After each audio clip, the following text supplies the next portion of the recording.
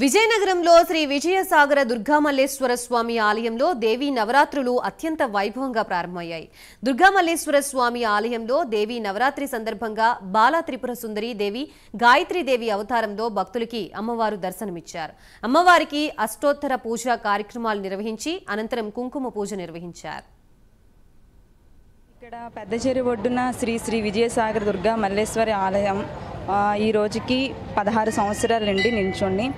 ఇక్కడ ఇలాగే ప్రతి సంవత్సరం కూడా దేవీ నవరాత్రులు జరుగుతూనే ఉంటాయి. ప్రతిరోజు కూడా ఏ అమ్మవారి అలంకరణ అయితే ఆ అమ్మవారి ప్రతిరోజు ఉదయం 6 గంటలకు చండీ హోమం కానీ గాయత్రి హోమం కానీ ప్రతి ఒక్క రూపం ద్వారా కూడా హోమాలు జరుగుతూ ఉంటాయి. నిత్యం పూజలు అవుతూ ఉంటాయి. అలాగే కుంకుమార్చనలు ఉదయం 9 గంటల నుంచి జరుగుతూ ఉంటాయి. మళ్ళీ అదే రోజున సాయంత్రం 6 గంటల నుంచి కుంకుమార్చన జరుగుతూ ఉంటుంది.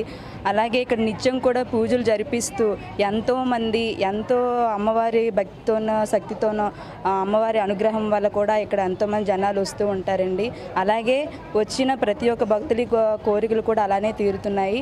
కాబట్టి ఏటా ప్రతి సంవత్సరం కూడా ఇలాగే దేవీ నవరాత్రులు జరుగుతూ ఉంటాయి. ముడుపుల ద్వారానే జరిపిస్తూ ఉంటారు. ప్రతి ఒక్క కోరికలు కూడా తీర్చే శ్రీ శ్రీ విజయసాగర దుర్గా మల్లేశ్వరి ఆలయంలో నిత్యం పూజలు జరుగుతూ ఉంటాయి.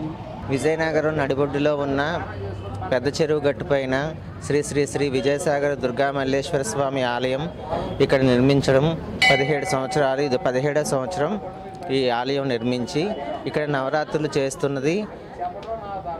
ఇది helping hands hijra association group ఆధ్వర్యంలో ఈ నవరాత్రులు జరుగుతున్నది. ఇక్కడ ప్రతి సంవత్సరం ఇలాగే జనాల అవగాహనతో జనాల ఆనందంతో ఈ నవరాత్రుల కార్యక్రమం సంతోషంగా జరపబడుతుంది.